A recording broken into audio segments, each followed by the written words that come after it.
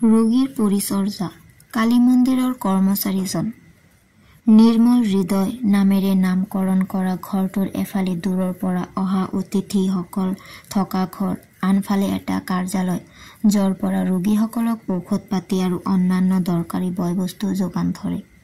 ঘৰটোত লানি পাতি এখনৰ পাছত আন এখন খাট এজন ৰোগীৰ বাবে সুন্দৰকৈ সজ্জিত। খাটবিলাকত চকা লগোৱা আৰু প্ৰতিখন খাটতে এটা এটা নম্বৰ লগোৱা আছিল।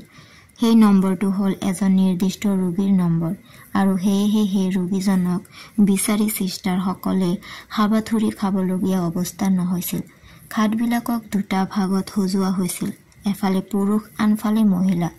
এই দুই শ্ৰেণীৰ ৰোগীৰ মাজৰে যাবৰ কাৰণে এটা সৰু ৰাস্তা আছিল। নিৰ্মল হৃদয়ত ৩০০ মান ৰোগী সকলো সময়তে আছিল। টেৰেছাই এই ডাঙৰ পৰিয়ালটোক বিনামূলীয়া আহাৰ যোগান দিছিল। ঔষধ আৰু নিৰ্মল পানী যোগান ধৰাৰ উপৰিও তেওঁ ভগৱান আনন্দ আৰু প্ৰেৰণাৰ বাণী সকলোৰে মাজত প্ৰচাৰ কৰিছিল।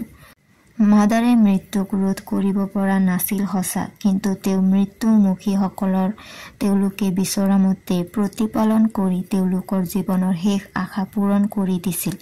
কিন্তু বহুতে মাদাৰৰ এই সৎ ইচ্ছাক বুজি পোৱা নাছিল আৰু ভাবিছিল যে তেওঁ হিন্দু আৰু মুছলিম ধৰ্মী মানুহবিলাকক খ্ৰীষ্টান ধৰ্মলৈ নিবলৈহে সেই চেষ্টা অব্যাহত ৰাখিছিল। মাদাৰ টেৰেছাৰ নিৰ্মল হৃদয়ৰ কাষতে থকা কালী মন্দিৰৰ পুৰোহিতজনেও টেৰেছাক অকণো ভাল পোৱা নাছিল, কাৰণ তেওঁ টেৰেছাক হিন্দু ধৰ্মৰ বিৰোধী বুলি মনতে দৃঢ়ভাৱে ভাবি লৈছিল। কিন্তু সেই সময়ত ঘটা এটা ঘটনাই পুৰোহিতজনৰ মনৰ চিন্তা সম্পূৰ্ণৰূপে সলাই পেলালে। কালী মন্দিৰৰ অতিথি সেৱাত থকা কোনোবা এজন ব্যক্তিৰ হাইজা হোৱাৰ বাবে তেওঁক মন্দিৰৰ চাৰিবেৰৰ ভিতৰৰ পৰা বাহিৰলৈ উলিয়াই পঠোৱা হ'ল। কিন্তু মাদাৰ টেৰেছাই সেই মানুহজনক দেখা পাই অতি আদৰেৰে নিৰ্মল হৃদয়লৈ লৈ গ'ল। তাত কেইমাহমান শুশ্ৰূষা কৰাৰ পাছত মানুহজন সুস্থ হৈ পৰিল। তেতিয়াহে কালী মন্দিৰৰ কৰ্মচাৰী আৰু পুৰোহিতসকলৰ মনলৈ টেৰেছাৰ প্ৰতি সদ্ভাৱ আহিল। শিশু ভৱনৰ শিশুসকল দেৱতা, সেই কথা মাদাৰে খুব ভালকৈ উপলব্ধি কৰিছিল।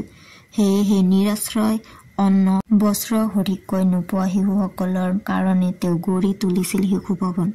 শিশু ভৱন নামৰ ফলক লগোৱা ঠাইখিনিত বহুতো ঘৰ আছিল আৰু সেই ঘৰবিলাকত বিভিন্ন বয়সৰ ল'ৰা ছোৱালীক থাকিবলৈ সুবিধা কৰি দিয়া হৈছিল।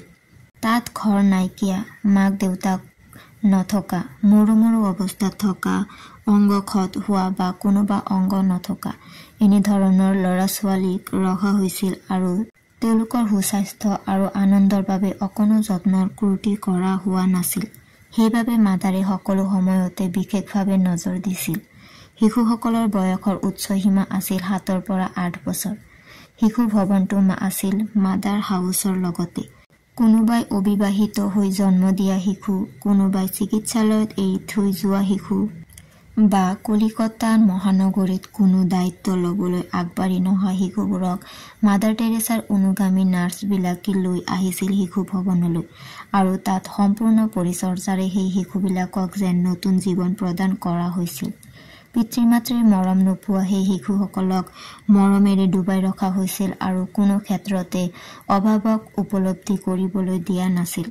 অতি যত্নেৰে ডাঙৰ কৰি সেই শিশুবোৰক সৰুৰে পৰা ভগৱানৰ প্ৰতি মন স্থিৰ কৰাইছিল। সিহঁতে খেলিছিল, গান গাইছিল, ফুৰিছিল, ফুল ৰুইছিল আৰু নকৰিছিল কি? মুঠতে যিটো শিশুৱে যি কৰি ভাল পায় তাক সেইটোকে কৰি আনন্দত থাকিবলৈ দিয়া হৈছিল। তদুপৰি সিহঁতক আখৰ লিখা আৰু ডাঙৰৰ লগত কৰা ব্যৱহাৰ অতি সুন্দৰকৈ চিষ্টাৰসকলে শিকাইছিল। বাহিৰত সিহঁতৰ ব্যৱহাৰৰ বাবে সিহঁত যে শিশু ভৱনৰ ল'ৰা ছোৱালী সেইটো সকলোৱে গম পাইছিল। মাদাৰ যেতিয়া সিহঁতৰ খবৰ ল'বলৈ আহে, সিহঁত সকলোবোৰে মাদাৰক ঘেৰি ধৰি যাবলৈ এৰি নিদিয়া হয়।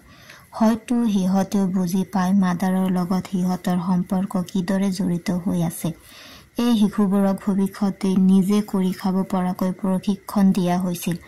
বহুতো ল'ৰাৰ বিয়া পাতি দি আৰু বহুতো ছোৱালীক বিয়া দি মাদাৰে মাক বাপেকৰ দৰেই যেন সিহঁতৰ প্ৰতি থকা শেষ দায়িত্ব পালন কৰিছিল।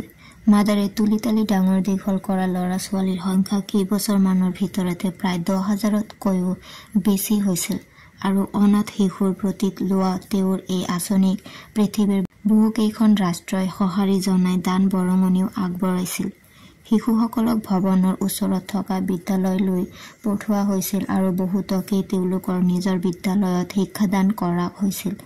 মাদাৰে তুলি তালি ডাঙৰ কৰা সেই শিশুবোৰৰ ভিতৰৰ পৰা বহুকেইজনক ভাৰতৰ বাহিৰলৈ তুলি লোৱা সন্তান হিচাপে বহুকেইজন অভিভাৱকে লৈ গৈছিল। বাপী, গীতা, দাদু, প্ৰিন্স, বিন্দু, মায়া আদি। মাদাৰ টেৰেছাৰ শিশু ভৱনত থকা বিভিন্ন ল'ৰা ছোৱালীবিলাকৰ ভিতৰত কেইজনমানৰ কথা উল্লেখ কৰা খুব প্ৰয়োজনীয় হ'ব, কাৰণ তেতিয়াহে আমি শিশু ভৱনৰ কাৰ্যাৱলীক ভালকৈ উপলব্ধি কৰিব পাৰিম। গীতা নামৰ 3 বছৰীয়া এটি শিশু ভৱনত থাকে। সেই শিশুটিয়ে জুইয়ে পৰিছিল আৰু জুইৰ মাজৰ পৰা ৰক্ষা কৰিছিল জুই নুমাবলৈ যোৱা মানুহে। কিন্তু জুইত আধপুৰা হৈ যোৱা শিশুটি পিছলৈ সুস্থ হৈছিল যদি মুখত ৰৈ গৈছিল এটি দাগ। ডুমকা চহৰত সংঘটিত হোৱা এক ভয়ানক অগ্নিকাণ্ডই জীৱন ল'বলৈ বিচাৰিছিল সেই শিশুটিৰ। শিশু ভৱনৰ চিষ্টাৰসকলে তাইক খুব মৰম কৰে আৰু মুখত থকা পুৰণিৰ উপশমৰ বাবেও দিনে ৰাতিয়ে যত্ন কৰে। শিশু ভৱনত থকা আন এটা সৰু ল'ৰা হ'ল বাপী, যিটো ল'ৰাই আনৰ সহায় নোলোৱাকৈ অকণো লৰচৰ কৰিব নোৱাৰে। তাৰ পিঠিৰ হাড়ডাল ভঙা, কাণেৰে নুশুনে আৰু সি বোবাও। শিশু ভৱনৰ চিষ্টাৰসকলে কিন্তু তাৰ মনৰ ভাষা খুব সহজেই বুজি পাইছিল আৰু সি যিহকে বিচাৰিছিল তাকে সহজেই দিব পাৰিছিল। তেওঁলোকৰ দৃষ্টিত সি আছিল এটি সৰু কেঁচুৱা, সেয়েহে তাক সুখী কৰি ৰাখিবলৈ সকলোৱে পাৰে মানে যত্ন কৰিছিল। শিশু ভৱনত সি কেইবাবছৰো আছিল আৰু তাৰ পিছত তাৰ মৃত্যু হৈছিল। সেই মৃত্যুত শিশু ভৱনত এটা দুখৰ পৰিৱেশৰ সৃষ্টি হৈছিল। কিছুমান ল'ৰা ছোৱালীক শিশু ভৱনৰ পৰা ল'ৰা ছোৱালী নথকা মাক দেউতাকে নিজৰ কৰি লৈ গৈছিল। দাদু আছিল তেনে ধৰণৰ ল'ৰা ছোৱালীবিলাকৰ ভিতৰত এটা। তাৰ দুয়োটা ভৰিয়ে ঘোঁৰা আছিল, কিন্তু তাক অতি মৰমেৰে তুলি তালি ডাঙৰ দীঘল কৰিছিল জেনেভাৰ মাৰ্গিউৰিট আৰু অলিভাৰ নামৰ এহাল দম্পতীয়ে। ল'ৰাটোৰ ভৰি কেইটা অপাৰেশ্যন কৰা হৈছিল আৰু ডাক্তৰে কৈছিল যে সি হুইল চেয়াৰৰ সহায়তহে ঘূৰা ফুৰা কৰিব পাৰিব।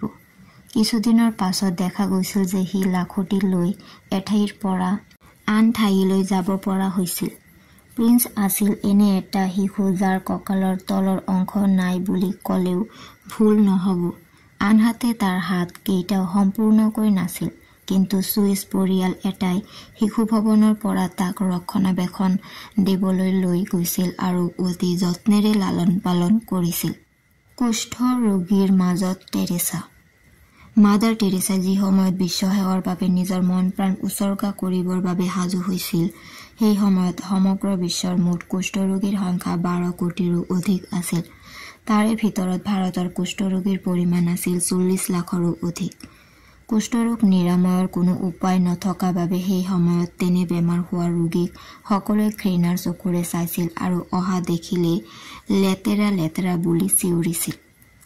সমাজতো তেওঁলোকক ত্যাগ কৰিছিলে, আনকি পৰিয়ালেও তেওঁলোকক নিঃসকোচেৰে পৰিয়ালৰ পৰা বাহিৰলৈ উলিয়াই দিছিল। এই ৰোগৰ নিৰাময়ৰ পথ আধুনিক বিজ্ঞানে উদ্ভাৱন কৰিলে আৰু এই ৰোগ যে সংক্ৰামক নহয় তাকো প্ৰমাণ কৰি দেখুৱালে। তথাপিতো কুষ্ঠ ৰোগীসকল আজিও সমাজৰ দ্বাৰা ঘৃণিত। কুষ্ঠ ৰোগীসকলৰ প্ৰতি টেৰেছাৰ মন কান্দি উঠিল। আন সকলো জীৱকে সাদৰি লোৱাৰ দৰে মিছনেৰী অৱ চেৰিটিৰ তত্বাৱধানত কুষ্ঠৰোগীসকলকো শুশ্ৰূষা কৰিবলৈ আৰম্ভ কৰিলে।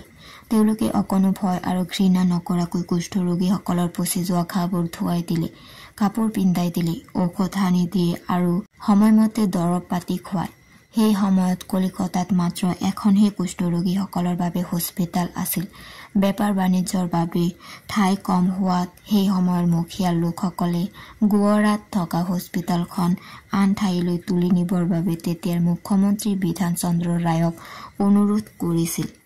মাদাৰে হস্পিটেলখন বন্ধ নহ'বলৈ বহুত যত্ন কৰিছিল যদিও তেওঁৰ চেষ্টা বিফলে গৈছিল।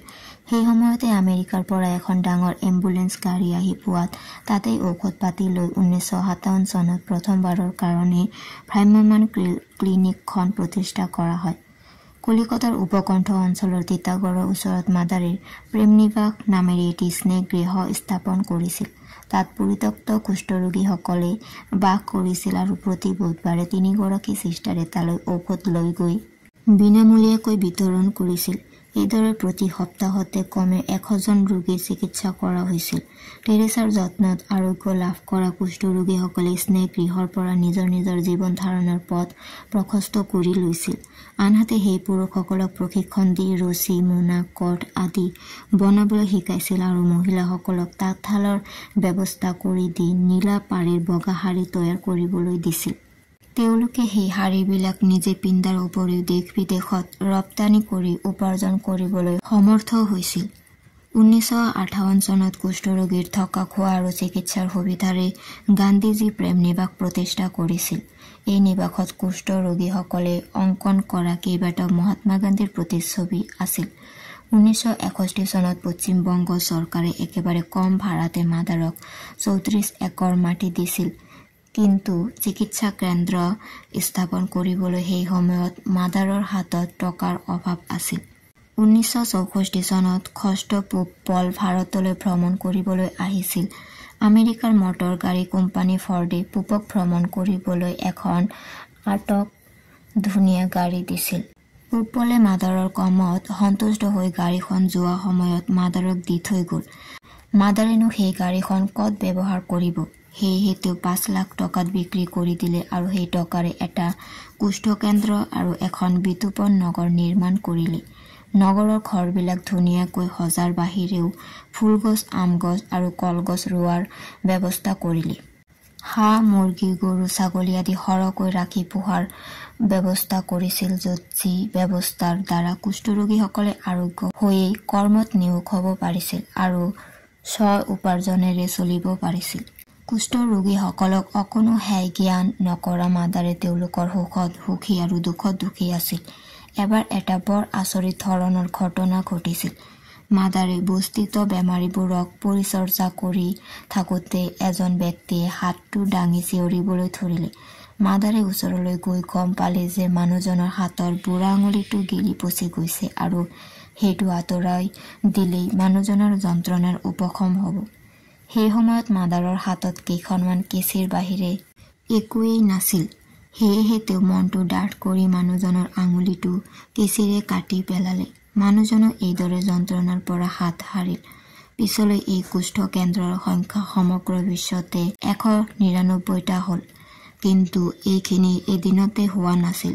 মাত্ৰ 5 টকা মূলধন আৰু 3 গৰাকী সহযোগীৰে আৰম্ভ কৰা কুষ্ঠ নিবাৰণী প্ৰক্ৰিয়া পাছলৈ England, America, Australia, Africa, Japan, Poland, Yugoslavia, Russia আদিলৈ বিয়পিছিল আৰু সেৱা কেন্দ্ৰসমূহে প্ৰকৃত সেৱাৰে বিশ্বক আকৰ্ষিত কৰিব পাৰিছিল।